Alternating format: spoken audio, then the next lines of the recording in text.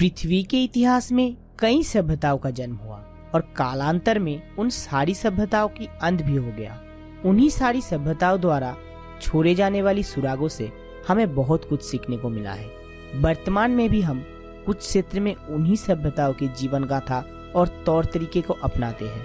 हाँ दोस्तों, आज हम ऐसे ही एक सभ्यता के बारे में बात करेंगे जो पृथ्वी के इतिहास को बदलने में महत्वपूर्ण भूमिका रखता है। पर आपको ये इतिहास जानने के लिए इस वीडियो को अंत तक देखना होगा।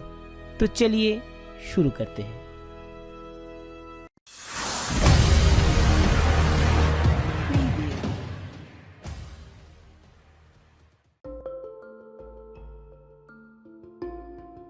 ग्रीक सभ्यता। इस सभ्यता का नामकरण रोमान के अधिवासियों ने किया था। इतिहास की पन्नों में स्वर्ण अक्षरों में लिखी हुई इस सभ्यता का सूचना आज से करीब 4000 से 5000 साल पहले या ईसा पूर्व 2000 से 3000 साल पहले हुआ था। यूरोप महादेश की दक्षिण पूर्वी इलाके में जो बल्कान उपद्वीप के दक्षिण में स्थित है। लेकिन सर्वप्रथम ईजियन द्वीप से ही इस सभ्यता का विकास हुआ।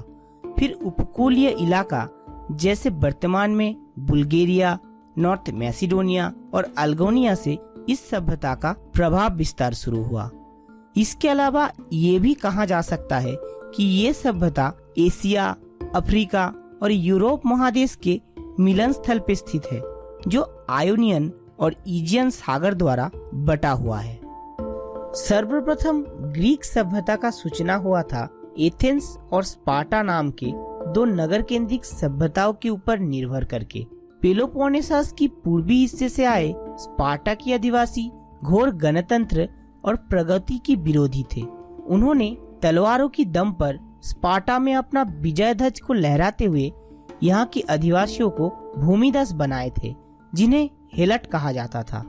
बहुत सालों तक युद्ध करने के कारण और बीच बीच में हुए हेलोटों की विद्रोह को संभालते संभालते ना जाने कब स्पार्टा के अधिवासी भी निपुण योद्धा बन चुके थे।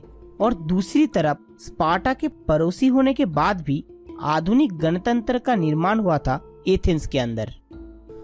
460 ईसा पूर्व में एथेंस का राजाधिराज बने थे पेरिक्लिस, जिन्होंने अपने प्रजाओं को सारे सुविधा प्रदान किए थे। इसीलिए उस समय काल को एथेंस के इतिहास का स्वर्ण युग भी कहा जाता है। ठीक इसी समय स्पार्टा के नेतृत्वाधीन पेलोपोनेसियो और एथेंस की नेतृत्वाधीन डेलियन लीग के राज्यों में जंग छिड़ गया, जिससे एथेंस का पराजय हुआ और फिर एथेंस स्पार्टा का हिस्सा बन गया।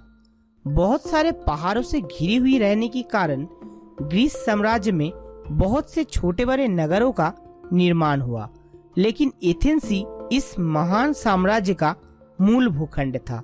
और एशिया माइनर में था मिलेटस, जिसे एथेंस और स्पार्टा एकत्रित होकर नेतृत्व प्रदान करता था। ग्रीक के अधिवासी बहुत सारे देवी देवताओं में यकीन रखते थे। इनका प्रधान देवताओं में Zeus, Eris, Hermes, Hephaestus, Aphrodite, Athena, Apollo, Demeter और हरक्यूलिस का नाम शामिल था, जो एकाधार पे इंसान और देवता दोनों थे। ग्रीक के अधिवासी ये भी मानते हैं कि वो ईश्वर पुत्र हेलेन के वंशवेल है, इसीलिए वो लोग अपने आप को हेलेनीय भी कहते थे। ईसा पूर्व 5वीं शतक तक ग्रीक के अर्थव्यवस्था थे आसमान स्पर्शीय। कुछ ऐतिहासिकों का ये भी मानना है कि एक ग्रीक मजदूर का एक दिन का आय से 12 किलो तक गेहूं खरीदा जा सकता था। मानव सभ्यता के इतिहास में जिन मशहूर व्यक्तित्व का नाम स्वर्ण अक्षरों में लिखा जाता है, जिनके मार्गदर्शन द्वारा हम आज भी चल रहे हैं, वो सारे ग्रीक सभ्यता के ही अधिवासी थे। इसी सभ्यता के चलते जन्म हुआ था महान कवि होमर, ज्ञान तपस्वी सोक्रेटिस, स्थापत्य और शिल्पकला के महारथी एक्टिनस, ओफिरियस जैसे महान व्यक्तित्वों का। इसके अलावा मशहूर राजनीतिज्ञ थेमिस, टोक्लस, एरिस्टाइडिस, पेरिक्लिस और साहित्य जगत के उज्जवल नक्षत्र सोफोक्लिस, एरिस्टोफिलिस, यूरिपाइरिस, इसी के साथ दर्शन शास्त्र के महारथी प्लेटो और एरिस्टोटल का जन्म भी इसी सभ्यता के अंदर हुआ था।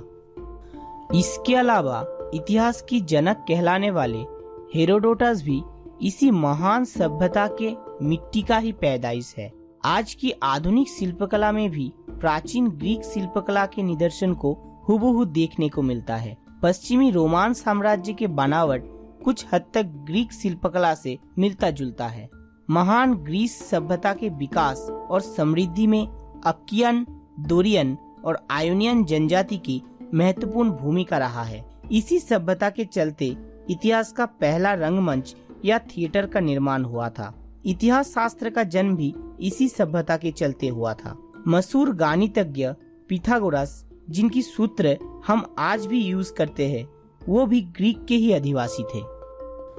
और सबसे परे हिप्पोक्रेटिस, जिन्होंने चिकित्सा शास्त्र को वैज्ञानिक स्तर पे लाके खड़ा किया, वो भी इसी महान सभ्यता के ही अंश थे। मतलब कि इतिहास की रचना से लेके रचयिता तक और आज की आधुनिक ज्ञान विज्ञान, स्थापत्य और साहित्य कला को दिशा प्रदान करने वाला और कोई नहीं बल्कि महान ग्रीक साम्राज्य ही था। और भी कई सारे प्रख्यात व्यक्तित्व थे जिनके नाम इस छोटे से वीडियो में लेना संभव नहीं हुआ। दोस्तों, अगर आप चाहे तो अगले वीडियो में हम उनके बारे में बताएंगे। दोस्तों, आज का हमारा ये एपिसोड आपको कैसा लगा नीचे कमेंट करके जरूर बताइए। और इस वीडियो से जुड़ी कुछ नया तत्व आपके पास हो तो प्लीज हमारे साथ शेयर करें।